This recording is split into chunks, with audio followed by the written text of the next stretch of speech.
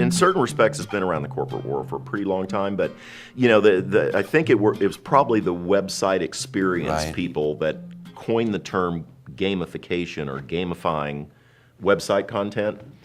And it didn't take long before it actually began to move into corporate learning because it helped address, or people thought it could help address, some pretty significant issues in corporate learning with the fact that, a lot of corporate training content and courses and so forth, especially the online ones, they're just really boring. And so at a certain point, employees and workforces just said, I don't get anything out of it, I'm not going to take it anymore. Mm-hmm. And it was the whole issue around engagement, which, again, first started websites, moves into corporate learning to really solve some of the same types of issues. If you can't engage people, and if they're not buying in and bringing their A game, so to speak, to what they're supposed to be learning, it doesn't, nothing happens. Right. You wasted the time, you wasted the money, etc. And that's why it's such a hot topic right now with corporations, because they want to do a better job of making sure that their employees are learning. Yeah, I think that's what drew us to the space, because we grew up in learning and development through the whole emergence of online learning and e-learning and all of those sorts of things. And it was a great promise. You can get training to people wherever they are, whenever they need it, at the point of need. There's no cost of deployment, essentially. You don't have travel costs. You don't have the logistics of bringing people together for classes, et cetera.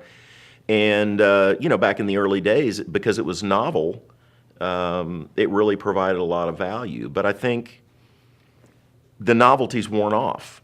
Again, to draw the parallel with website experience and so forth, that's made such wonderful progress and evolution over the last decade.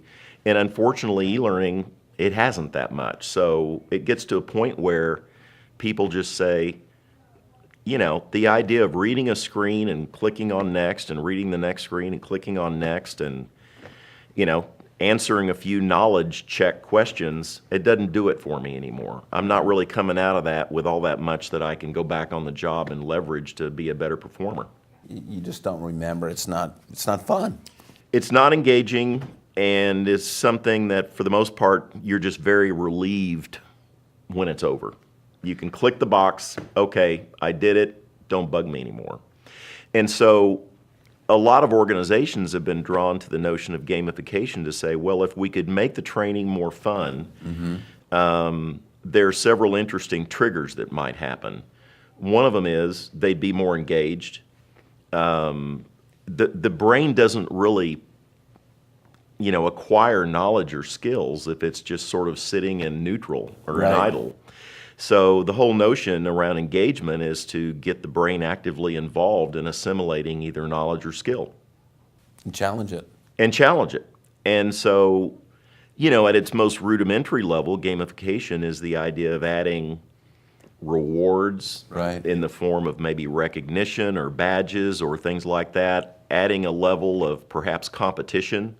Let people accumulate points, see a leaderboard, I need to be at the top of the board, et cetera.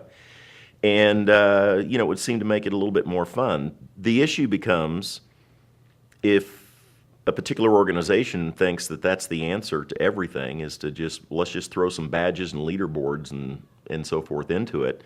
Well, that novelty is going to wear off very quickly too. So part of what we try and focus on is, what's really a more enduring strategy as it relates to gamification and serious games and the like.